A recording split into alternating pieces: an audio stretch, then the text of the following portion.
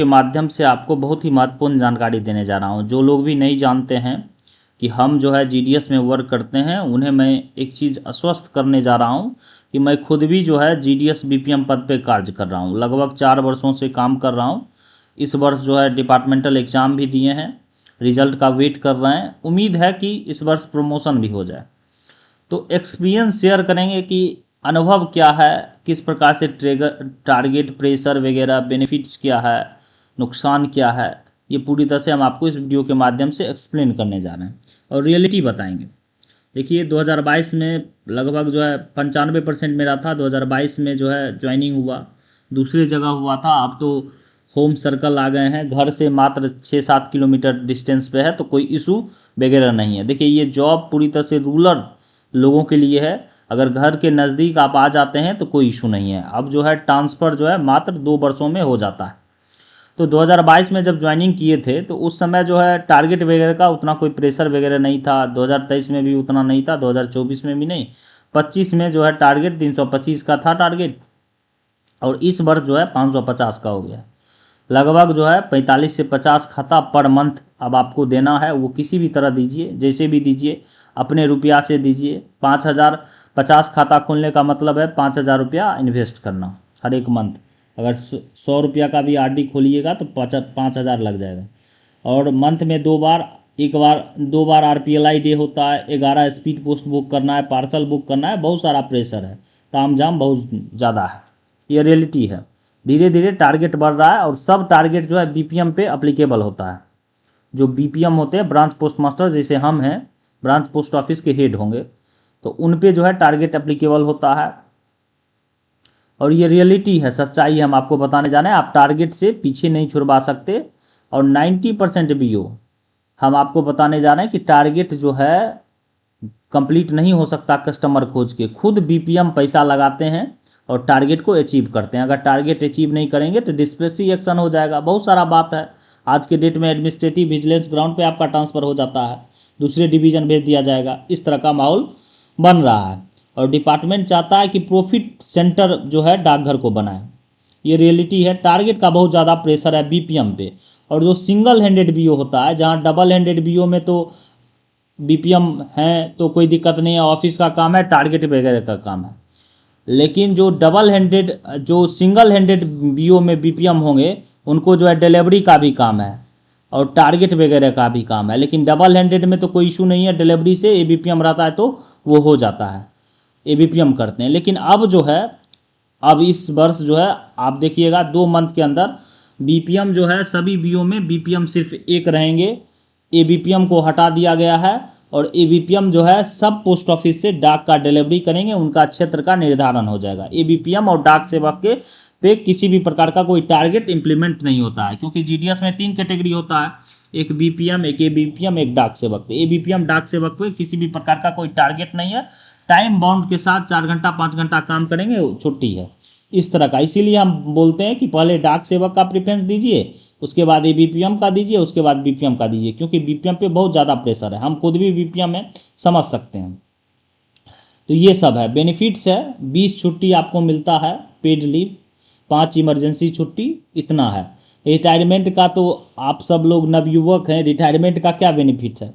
1.5 lakh severance amount है, 1.5 lakh gratuity है, बस यही है।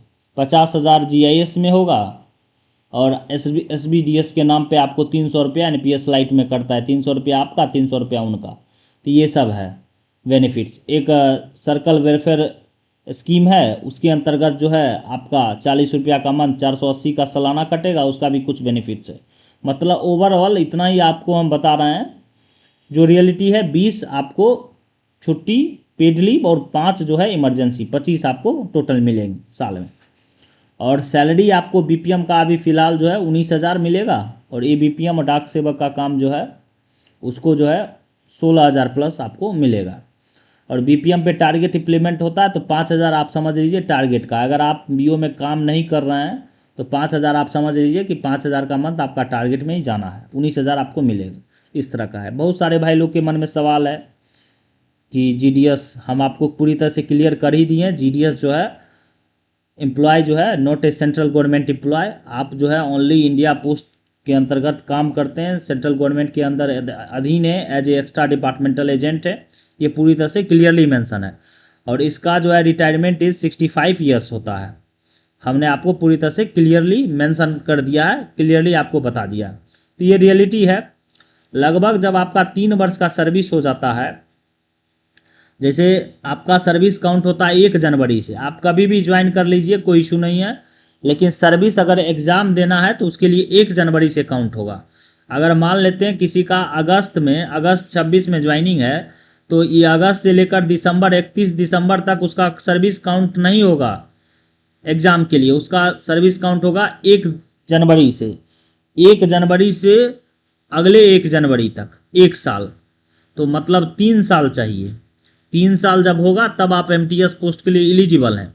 और वस्तु स्थिति अभी जो है आप देख सकते हैं, धीरे धीरे टफ ही हो रहा है, धीरे धीरे सब सर्कल में सीट कम हो रहा है, सभी जगह जो है रैशनलाइज किया जा रहा है, सीट कम हो रहा है, जिस वजह से प्रॉब्लम होगा। तो जब सीट ही कम हो जाएगा, सब बच्चे का प्रमोशन थोड़े संभव है, प्रमोशन संभव नहीं है। साल में कितने बच्चे का हो सकता है प्रमोशन?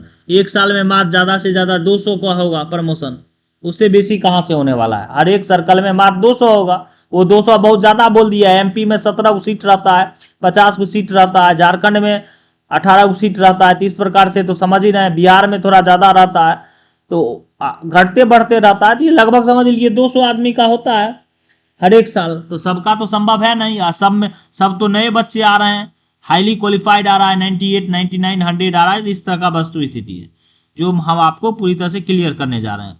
अगर आप जीडीएस में आना चाहते हैं, फाइनेंशियली प्रॉब्लम है, तो आप जीडीएस जरूर ज्वाइन करें, कोई दिक्कत नहीं है।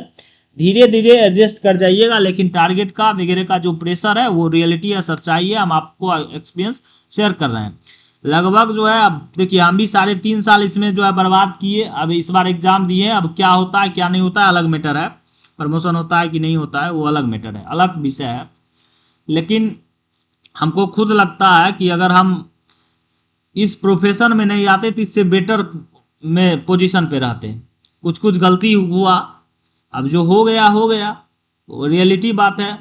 अगर आपके साथ भी कोई फाइनेंशियल इशू है तब आए, फाइनेंशियल इशू नहीं है, अगर एफोर्ड कर सकते हैं 1 साल 2 साल, तो दूसरे चीज़ का तैयारी करें, कोई इशू नहीं है, कोई दिक्कत नहीं है, ये रियलिटी है। और हमसे जुड़े रहिए, हम आपको पूरी तरह से सब कुछ जानकारी देंगे। आपको कोई भी प्रॉब्लम वगैरह होगा, हेल्प वगैरह चलेगा, आप जो है कमेंट सेक्शन में कमेंट करें, हम आपको रिप्लाई जरूर देंगे। अगर वीडियो पसंद आए तो चैनल को सब्सक्राइब करें, सभी जगह इस वीडियो को शेयर करें। Thank you.